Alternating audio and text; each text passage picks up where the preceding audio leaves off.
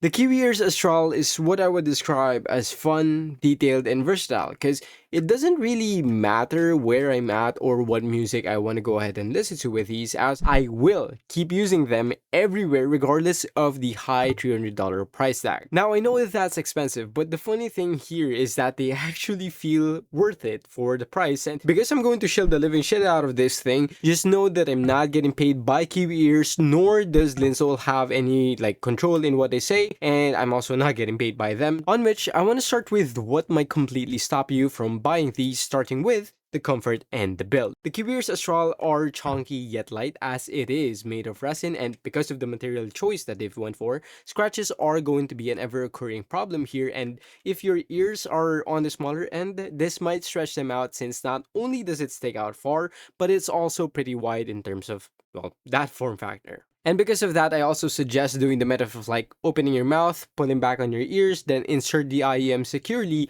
but not too deep, as this method of wearing it should prevent it from outright expanding your ear canals and prevent any issues with humidity plus pressure. Now, another thing that might steer you away from the Astrals are going to be the accessories, since the case here is pretty much the same as their $170 Aethers, and they only include the basic small, medium, and large size silicone ear tips that are quite bad given the price. However, moving on to the cables that they provide you with here, they're not only going to be modular, but it also feels nice and premium, plus any sort of cable noise while walking goes away after a week of constant use, on top of the 2 replacement filters also being included for the nozzles, just in case the nozzles for you oxidizes quickly because of humidity. Where honestly, I don't really use the ear tips that they include here, where I go for the SpinFit W1s, and I personally wish that they included their Flex ear tips, since it's probably not gonna be too much to add those inside of the package, and that alone could have made up for the accessories, plus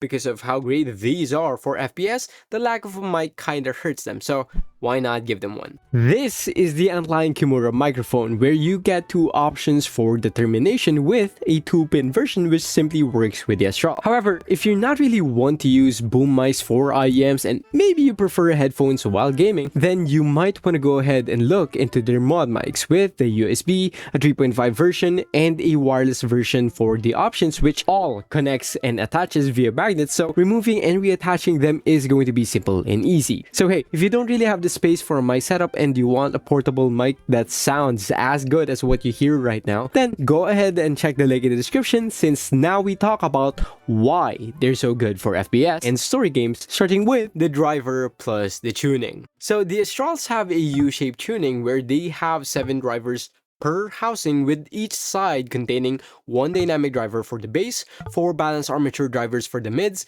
then 2 BA drivers for the treble, which explains the humongous proportions here, where this driver configuration plus of course the tuning that they provide with the Astrals translates to them having good technicals and detail retrieval without sacrificing fun. Now, I think this is a nice summary for what you might experience with the Astrals, because everything from horizontal to vertical imaging onwards to a soundstage, plus pretty much the entire technical capabilities are no slouch here. Imaging is going to be similar to something like the Addictive 2 with Valorant, where it's pinpoint accurate, then when things get messy, and it's bound to be, it's able to present the minor nuances and sound cues in a very clear-cut way, despite the amount of comms and abilities going off all at once. Oh, and it's not just good for FPS styles, because a lot of these things also translate to music and solo player games, where subjectively at least, I think it provides a perfect amount of details while providing just the right amount of distance and sense of openness to make a game feel immersive. On which the only nitpick I have for these in terms of FPS are that they can get quite confusing for R6,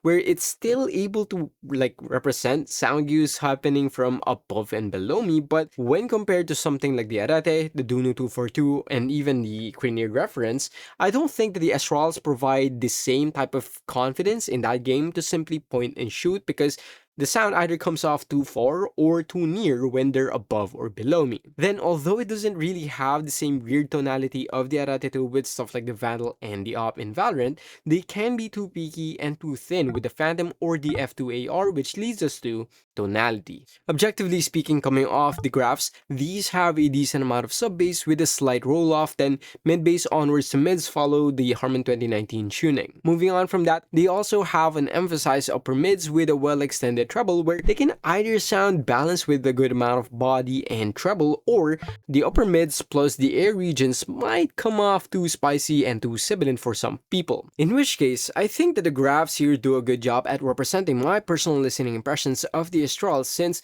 although the bass doesn't really go to like bass head territory, I still find them to be quite plentiful, rumby in terms of the sub bass, then punchy and fun without really potentially like coming off as a more muddy or like bloated bass. Meaning, it really doesn't matter what song or genre I listen to, because songs like Kendrick Lamar's Family Ties onwards to Marvin Gaye's What's Going On, or even Joe Hisaichi's Summer are all going to sound appropriate and just right here in terms of the bass. Then as for the mids, these are going to sound less like a vocal forward set, unlike the THEA Audio Hype 4 Mark II for example, but the female vocals from the likes of Adele are going to be bright and mesmerizing, while male vocals in songs like Iris onwards to stuff like Marvin Gaye's What's Happening still has that warmth and they still sound deep when it has to be, but it doesn't make the entire mid-range lean to a more warmer sound, while the upper mids provide a like good emphasis for female vocals without forgetting to somewhat tone it down a bit to still make it like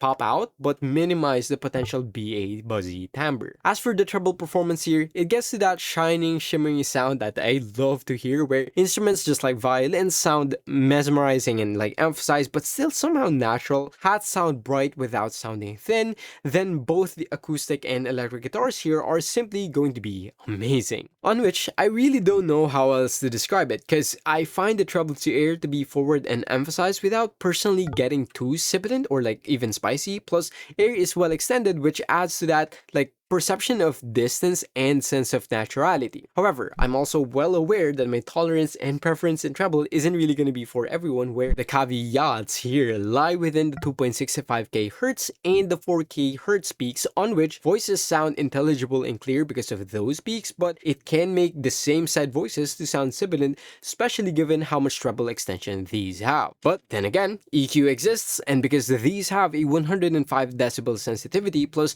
23 ohms of impedance, it really doesn't need a whole lot of power to get the most out of this, where these can go plenty loud enough and there's going to be enough headroom for EQ even when directly connected to your audio jack. And then, when it comes to going up and down in terms of the volume with this one, they don't really have any of like that weird changes in tonality, so the dynamics and the drivers used are good quality, which all adds up to my reasoning for why the Astrals are still my favorites currently in this price range, as although they're humongous and honestly, accessories feel half-assed, especially for the price, they sound like they're actually expensive. It gives a wow factor that doesn't overly feel safe, unlike potentially the Sense T Pros. They are not overly specific, yet they excel at multiple fronts, from FPS to story games and even to music. Then although they don't sound as technical as the Duno 242 or the Moondrop Blessing 3, they still strike a nice balance of being fun yet resolving,